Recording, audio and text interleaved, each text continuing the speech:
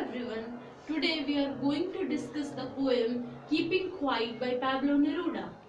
This poem was first of all written in Spanish, but later on it was translated into English. The lifespan of this poet is from 1904 to 1973. About the poet, Pablo Neruda is the pen name of Neftali Ricardo Reis Basalto. He was a Nobel Prize winning Chilean poet. He won this prize in the year 1971. Chile is a country situated on the western edge of South America. Neruda's poems are full of easily understood images which make them no less beautiful. This means that the imagery, the symbols used by Neruda in his poems do not decrease the beauty of the poem. In fact, simplicity has its own beauty, and simple things, simple poems reach a wider audience. Now we will discuss the theme. The themes that the poet has employed in the poem Keeping Quiet are introspection and retrospection. The poet talks about the necessity of quiet introspection, or we can say that the necessity of soul searching, which may help us in making peace with ourselves and others. The poet wants to create a sense of togetherness in the minds of all people. There is the message of unity, peace, brotherhood and hope in the poem. Now I will tell you the meanings of some words and phrases that are used in the poem. First of all, it's introspection. Introspection is the process of examining your own thoughts or feelings. Second, exotic. Very different, strange or unusual. That is called exotic.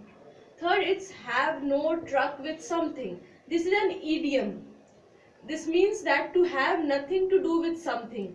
Or we can also say not having association with something. Fourth, it's interrupt. Interrupt means to cause something to stop happening for a time. Fifth and the last, it's retrospection. Retrospection is the act of thinking about the past or something that happened in the past.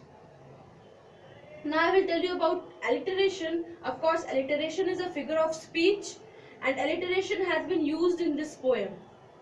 It is the use of words that begin with the same sound near one another. That is, two words are used near one another and they begin with the same sound. Examples of alliteration that has been used in the poem are sudden strangeness, S, here also and here also it's S. Then hurt hands, we will, we would, and lastly what's with. Now we will discuss the poem. As the name of the poem itself indicates, this poem is about the importance of keeping quiet, about the importance of being silent. Now we will count to 12 and we will all keep still. Here we refers to the audience as well as the poet. The poet is saying that we will all count to 12 and then we will be silent. Here the number 12, the poet may have used it to indicate the digits on an analog clock or a watch, or he may have used it for the months of an year. By this the poet may have wanted to say that we keep on spending our whole time, our hours and months doing some work or some other work, and we don't pay heed to ourselves, we don't pay attention to ourselves. For once on the face of the earth, let's not speak in any language. For once, for just once on the surface of the earth, let us not speak in any language. By saying this, speak in any language, the poet is trying to give a message of unity. Because when we speak in any language, we automatically differentiate ourselves from others. So when we will keep quiet, we will not speak in any language, we will all be together, as we will all speak a similar language, the language of silence. Let's stop for 1 second and not move our arms so much.